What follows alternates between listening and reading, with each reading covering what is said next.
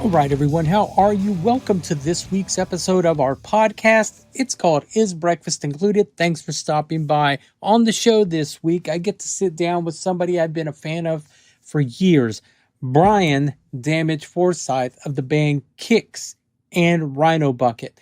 Man, we talked about everything, how he got started. He told me what he wanted to do instead of be a guitar player, who his influences are, the band Kix. We talked a little bit about that. We talked about his sobriety, his involvement with Ladders to Leaders benefit.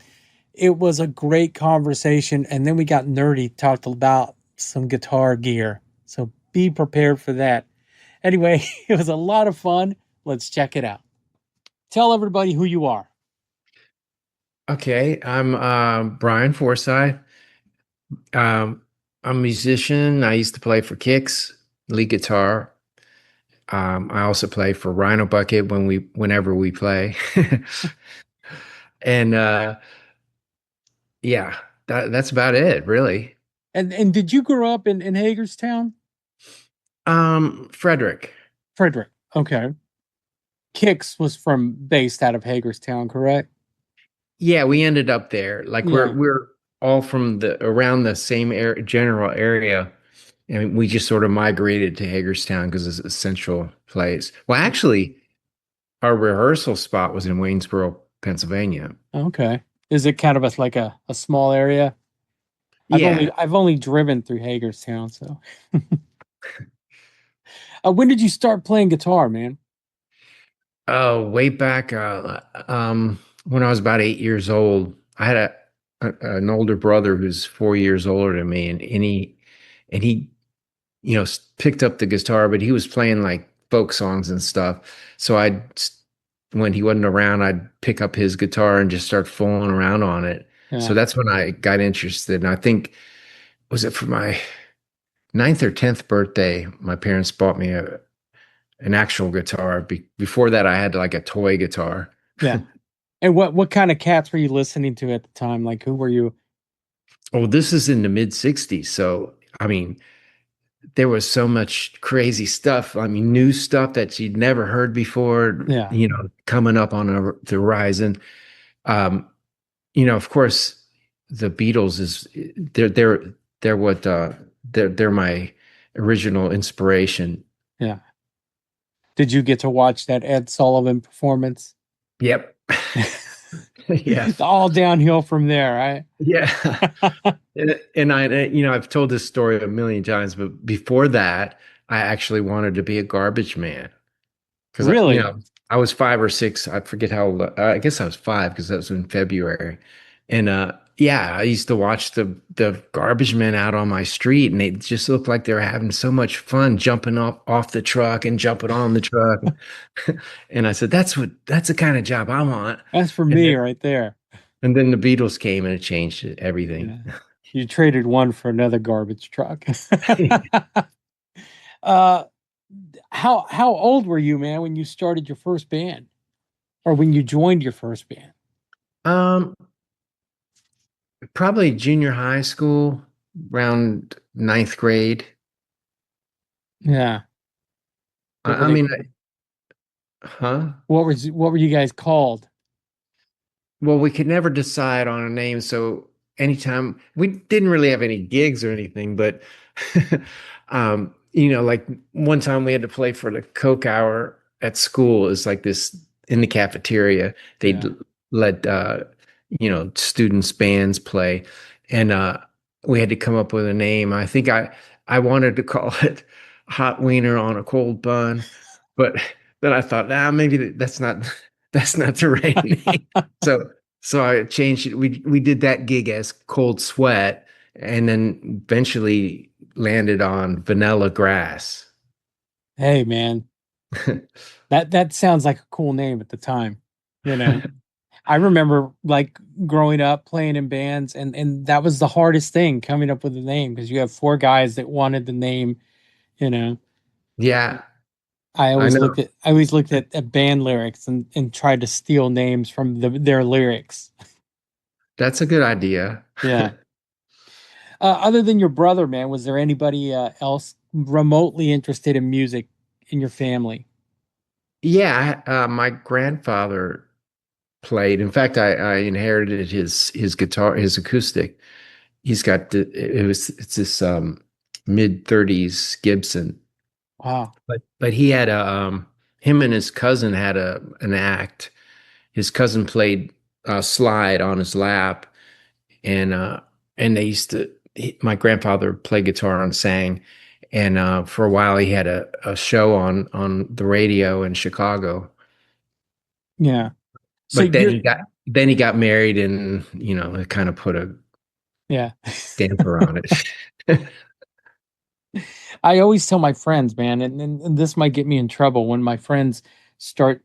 Well, this was a while back. If they'd start dating a girl and they were in a band and they would tell me like, "Oh, she thinks it's cool." I'm like, "Right now, she thinks it's cool."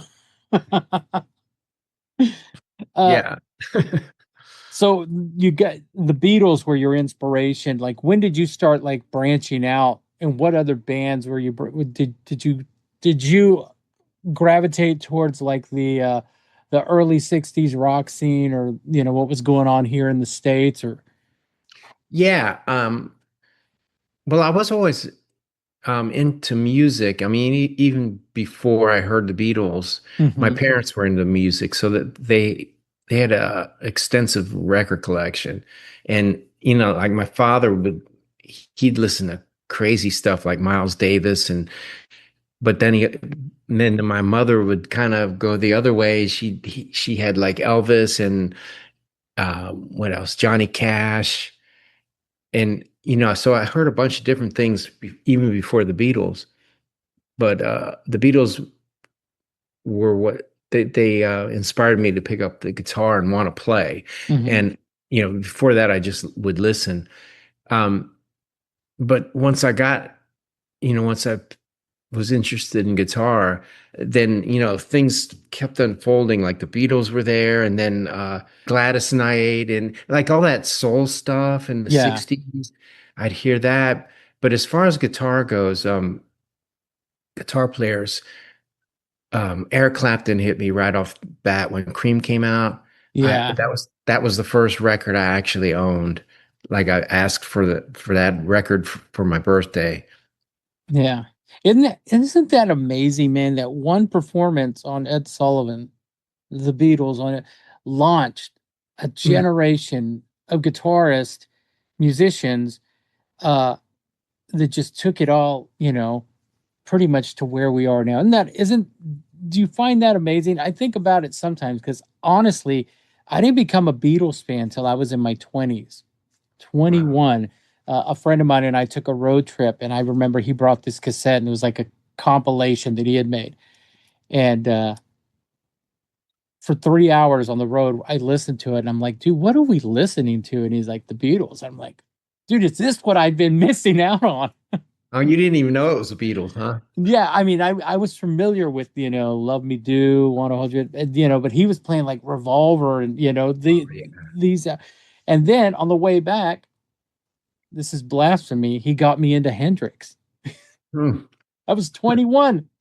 Wow. No, I was a big Sabbath kid. That nothing to me was better than Sabbath growing up. So after I heard that Paranoid album, but I always I think about it now, like those guys just that's like changing the world. Yeah. Beatles, Yeah, it like was definitely a point in time that, yeah, it came around and it just changed it. It yeah, changed everything. yeah, and it's still like people discover them every day. You know, Yeah. The Beatles were really unique though. I mean, they started out as like, this pop band, the real cheesy kind of songs, yeah, and they very quickly developed. I mean, just yeah. evolved into this.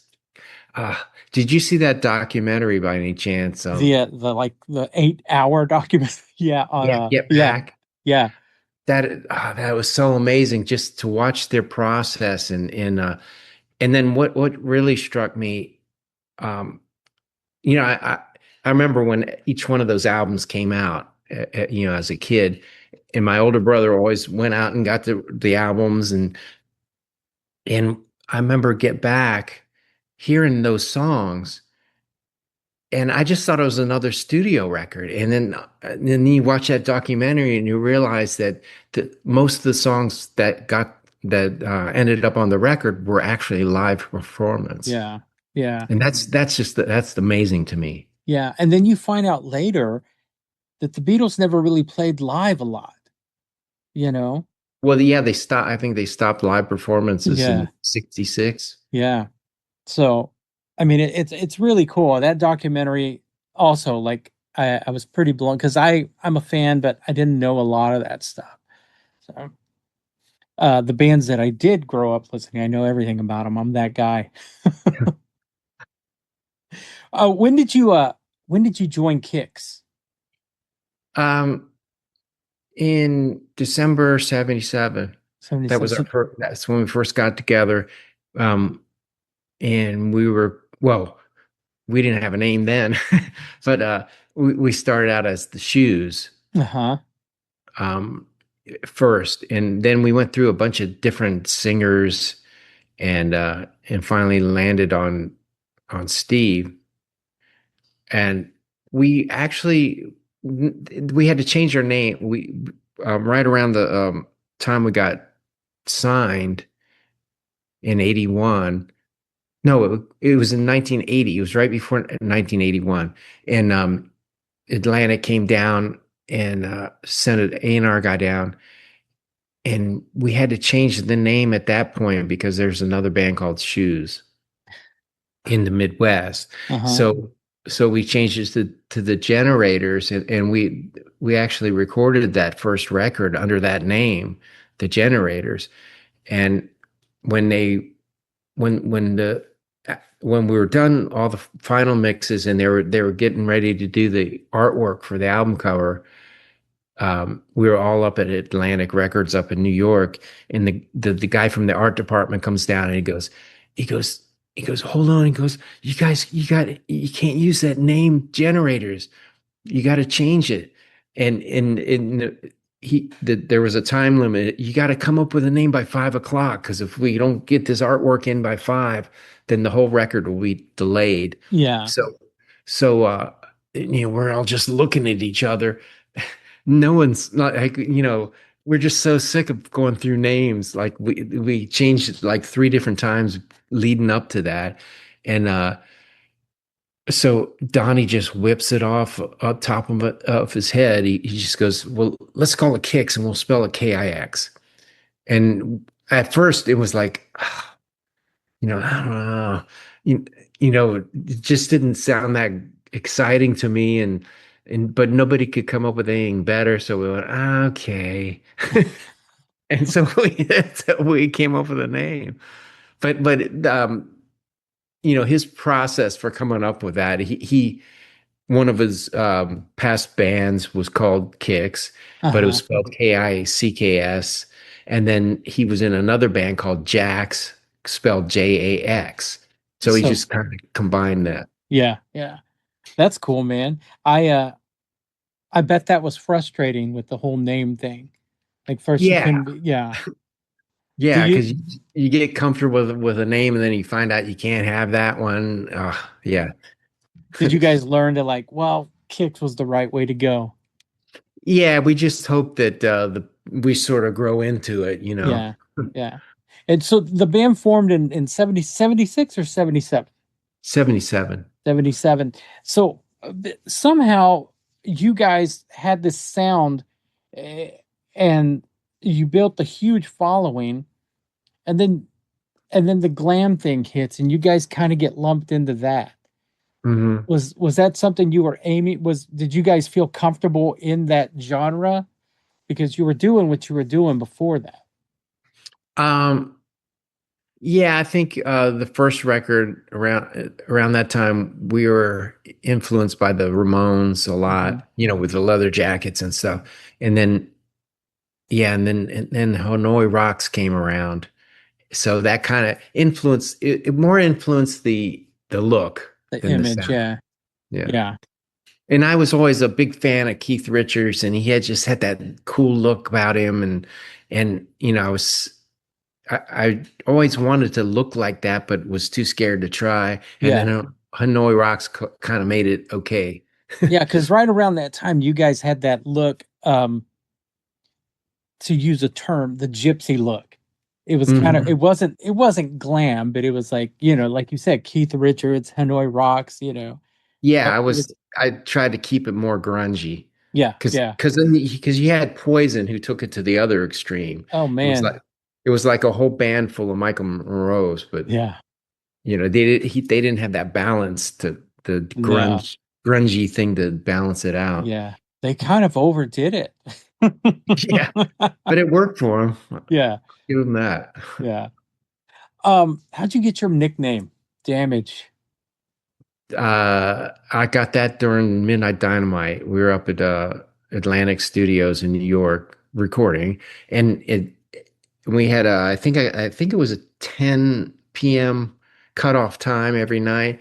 Then we go out and get blasted.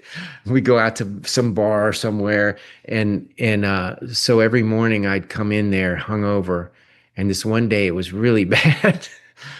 It was it's one of those hangovers where you just can't get comfortable and you just feel rotten. And I was laying on the couch in the control room. Like there was a couch in front of the console, Yeah. and I was laying on that couch just moaning. And and Bo Hill was behind the console, and the music would be playing, and then he'd stop the tape, and then he'd hear me down there going, "Oh." So then he walks around the around the console and looks at me. And before that, he used to call me Brain. That was what his nickname was for Yeah. me, is just the misspelling of Brian. So he walks around there and he sees me laying there, and I look at him and he goes, "We should call you Brain Damage." And I just took it from there. And it stuck, man. I Yeah. mean, to this day, that's a very cool story, and it's a really a cool nickname to have, to come so organic like that. Yeah. Not your experience of how you got it. I think there's been a few Brian damages along the way, but Yeah. but I like there was another band in New York whose drummer was called Brian Damage. Hmm. And so I just, ignored that and just took it, and we became more popular. So What was your writing process like that back in the early days? And there's a lot of substances involved. How did you guys have a certain way of writing? When you after finding the success of Midnight Dynamite.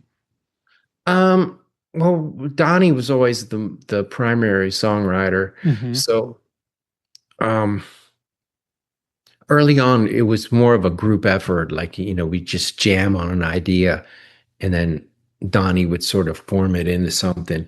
But by the time Midnight Dynamite came around, uh, his songwriting had progressed, and he was just one of those guys that he always had an idea for something, and um, for every 10 song ideas he had, Steve or me or Ronnie or somebody, we maybe would have one idea, and it wouldn't be quite, half as good as Donnie's ideas. So we'd end up working on Donnie's songs. So, that's kind of the thing. And, you know, sometimes he would bring some stuff in a little more raw than other times. Like he'd have one main guitar part, and so he'd teach it to Ronnie, and then I'd come up with an alternate part to go with it. And then, of course, we'd work on our own solos and stuff, but most of it, it was him. Yeah.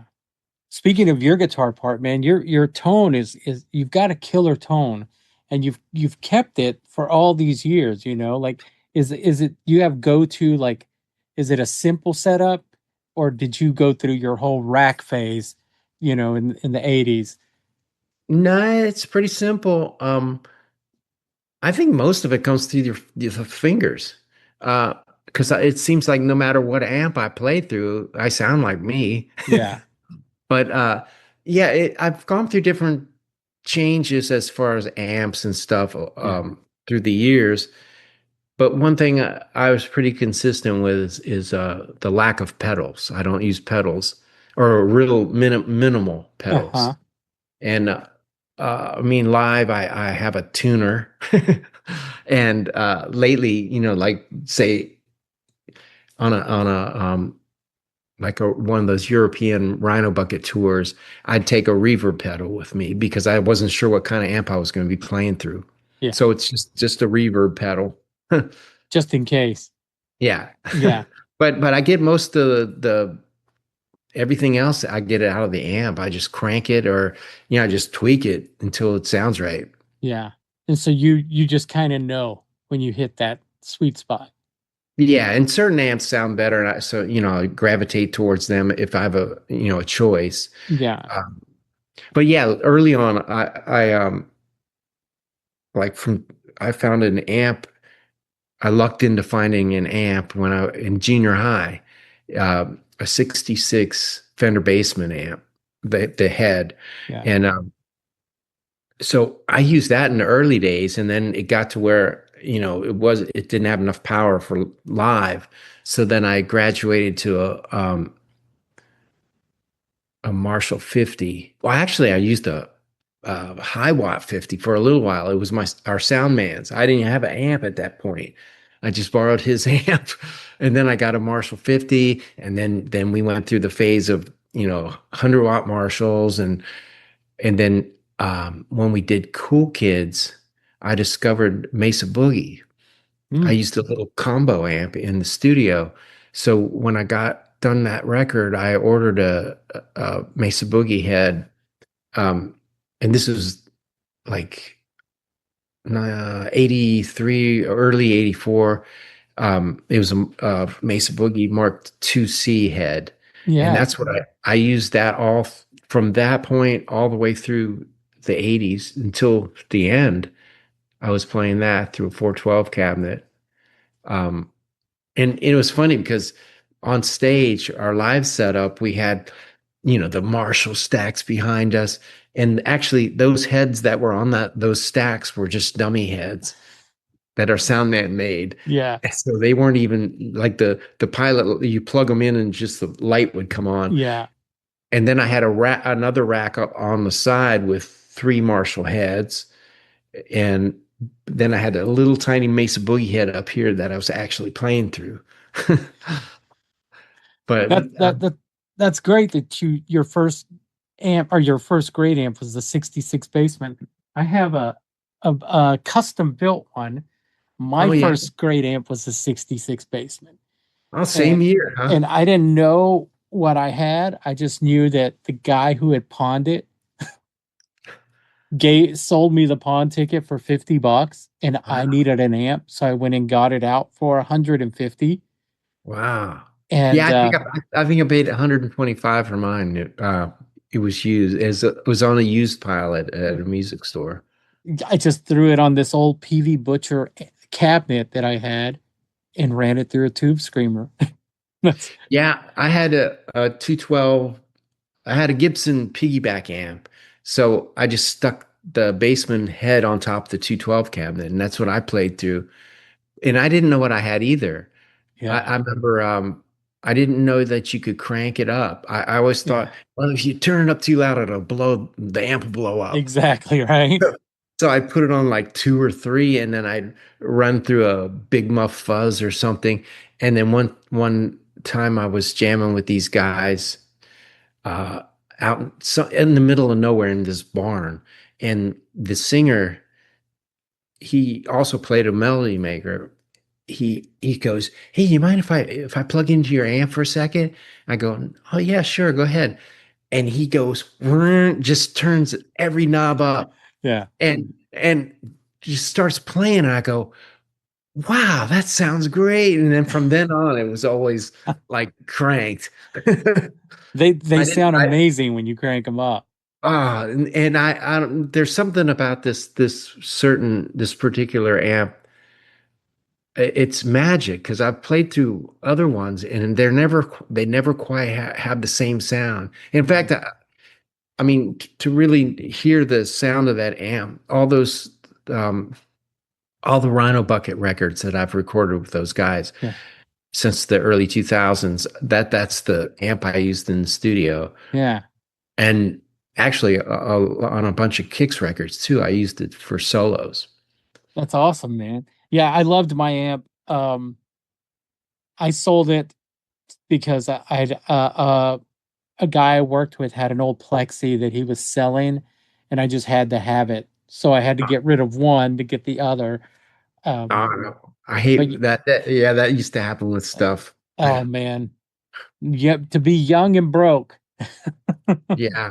Oh, the worst thing that happened to me like that was my first Les Paul was a 71 gold top with a P90s. It was a reissue of the 54, so it had a stop tail piece and man, I just this is when I was probably 14 or so. Uh, and I just never put that guitar down. It was all worn. I wore the finish off on the edge of it and it was turning green. And I just love that guitar. And then I was rehearsing with one of the early bands and I set the guitar down and went to get something and tripped over the cable. It Yeah, was still plugged in and it slipped and fell and broke the headstock. And back then I thought, well, it's like a horse when when a horse breaks its leg, you just have to shoot it. yeah, So my drummer at the time, he offered to lend me the money to get a new guitar. So I went down and bought a brand new Les Paul Standard with humbuckers and I mean it's I still have that guitar too. But at the same time, I took the gold top down to the with me and to the hmm, guy in the repair shop, and I said, "Can you fix this?" Because I was gonna fix it and then just sell it. And and then I come back a week later, and he fixed it, and you couldn't even tell it had been broken. But now I owed my drummer for this other guitar I bought, so I had to sell it to pay for yeah, my other guitar. And I've always that's the one regret, you know. yeah. But It's I've since found another 71 gold top, but it's still not the same. It's no, it's not like that the one you original. had. Yeah, Yeah. I came into possession of a Les Paul Pro, which later I found out it was the poor man's custom because it was a custom, but it had P90s in it. But whoever owned it before me had routed it out and put in humbuckers. Ah. And that thing was so beat up, like one of the humbuckers would fall out, so I duct taped it so it wouldn't fall. And I was so like, don't take the tape off. That's where it sounds, it sounds good. And everyone loved it and it got stolen. But that was my you know, I a Les Paul Pro. I've never seen another one like it. So Yeah, and I remember seeing those and I never knew they were called that. yeah, yeah, But actually the early customs back even before humbuckers, they used to put the P90 and then that other the Alnico pickup in the front. yeah, yeah. I love Les Paul. I love Gibson guitars myself. Anyway, I like Gibsons with P90s. That's my favorite pickup. yeah, you know what? We're gonna get off in this whole nerd talk right now. I I was always a humbucker guy, a Les Paul guy, and about I want to say 10 years ago, I bought a Les Paul Jr. with a dog ear pickup in it because there's a guy named Frank Sidoris. He plays with Slash, and Hmm. I met him after a show, and I told him I was like, "Man, your guitars sound amazing. What is that?" He goes, "It's the P90, hands down." And I bought this Les Paul Jr. and I was like, "That's it. That's what I've been missing all these years." So I'm Yeah. like you. I love P90s. Yeah, that was my first introduction to Gibson was well, no, I had a Melody Maker before that, Yeah, but I that Melody Maker. I totally ruined it because I was, in junior high, and back then it was the early 70s. It was cool to sand the finish off.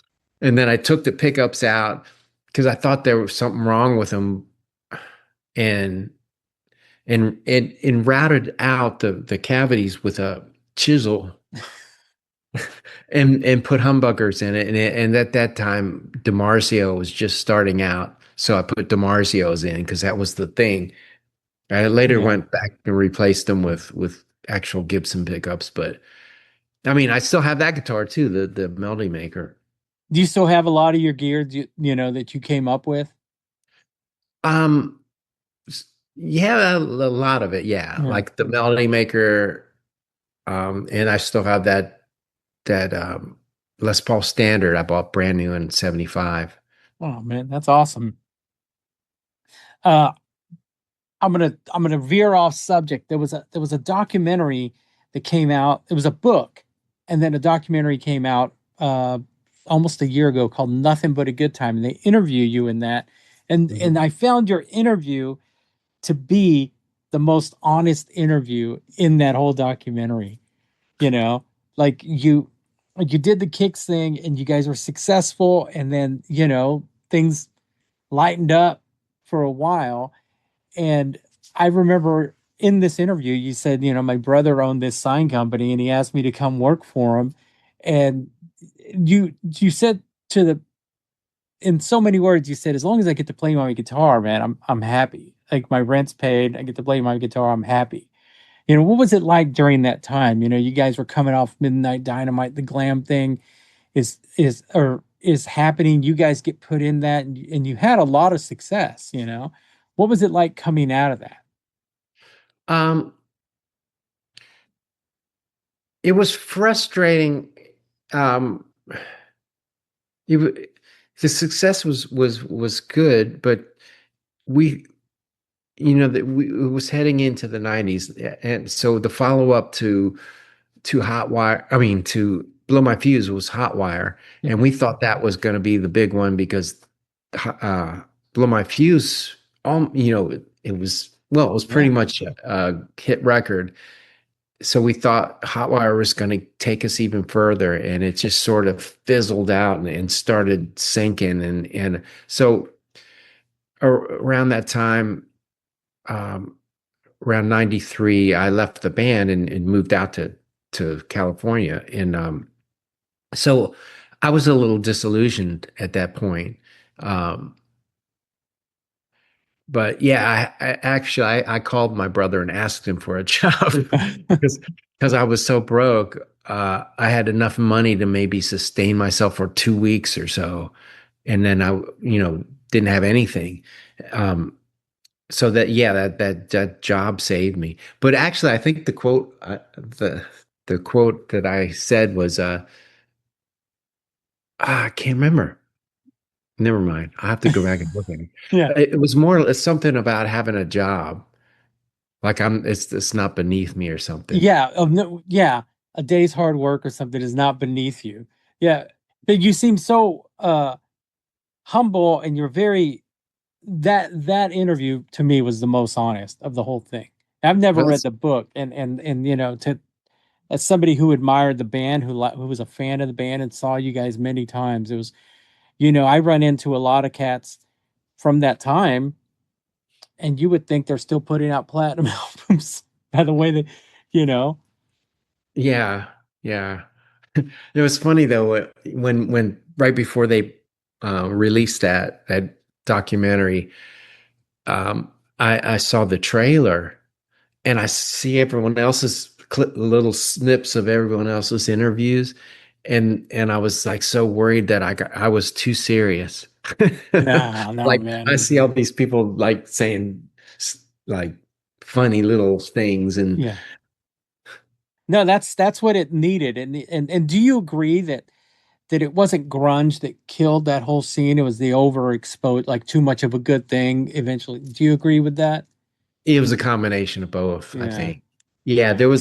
there was a point, I guess around 1990 or so, when I mean there were so many bands when you look at a picture and you go, which band is that? And they all looked the same. They all had the same hair, and you know, uh, Yeah. yeah, yeah. It was oversaturation. Yeah. Saturation. Yeah. Well, so like I said, I saw you in that Brad, your friend Brad Divins. We share a mutual friend, and he did this show. And after it took me a while, it took me till last week to ask him, "Hey, do you think Brian would do the show?" So I had him reach out to you. So thank you for doing that, man. Yeah, yeah, Yeah. my pleasure. Um, you guys did a show last year called Ladders to Leaders. Yourself, Brad, Shannon Larkin. Uh, what is that? Ladders to Leaders. It's a foundation that raises money for sober living houses in the Hagerstown area, Yeah. and Brad's wife, is involved with that. And it was pretty successful benefit, right? Yeah, yeah. I Yeah. forget now exactly how much they raised, but it was a nice chunk. Yeah. And you yourself are sober. Yeah. Is did it mean a lot for you to go in and do this? Are you doing it like as a payback for your sobriety? Yeah, yeah, I mean, when Brad mentioned it, it just seemed like a good thing to do. Yeah. And yeah, that's kind of it's we were mostly doing it to be an example of Uh-huh. you know being sober and still doing it. Yeah. Yeah. And you guys have another one this year, right?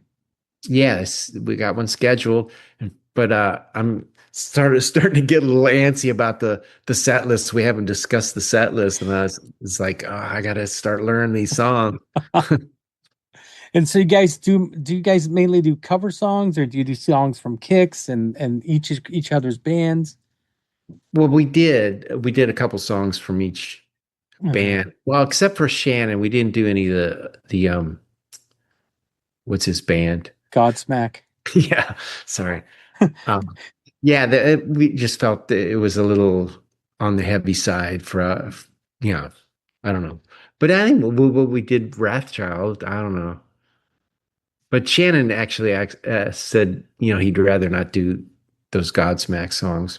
Right on. You guys could have done some Ugly Kid Joe. Yeah, That was the other band he was in. that's true. Yeah. Well, man, I was gonna ask you, like, if you weren't doing this, what would you be doing? But you answered that earlier by saying you wanted to be a garbage man when you were when you were young. Is there any point in your career, man, that you look back and go like, it could have all ended there and I would have been happy? Hmm. No.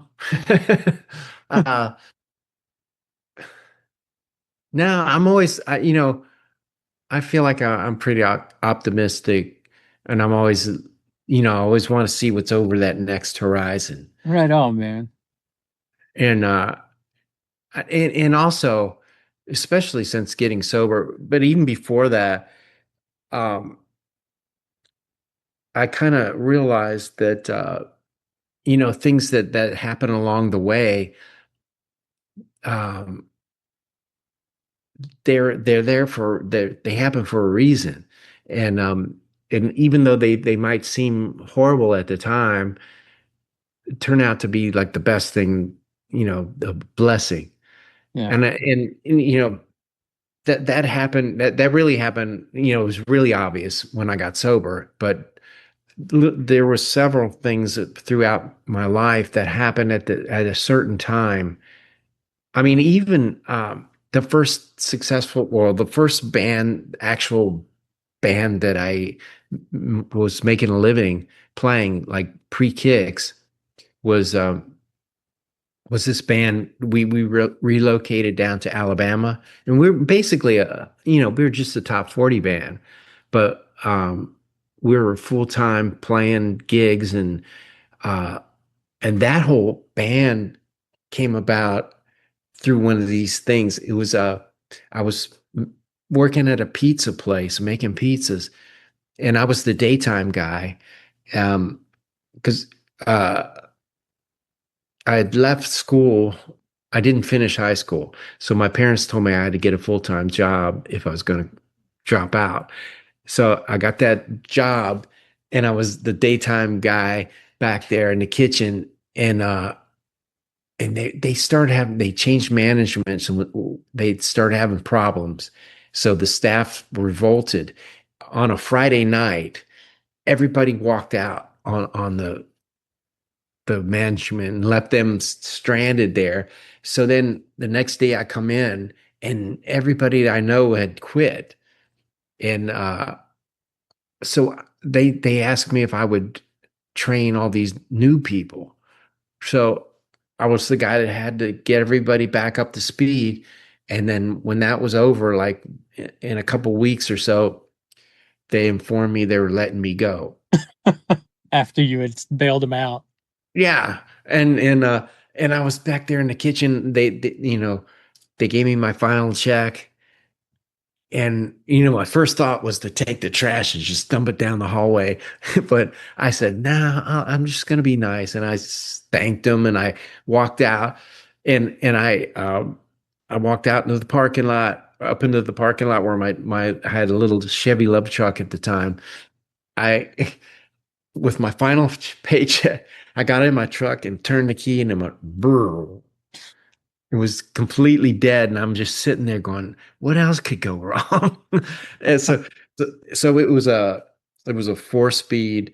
So I just opened the door and gave it a push because the parking lot was sort of had a Yeah. downhill thing, and I rolled down towards the mall where the pizza place it was in a like this mall thing, and I popped the clutch and it goes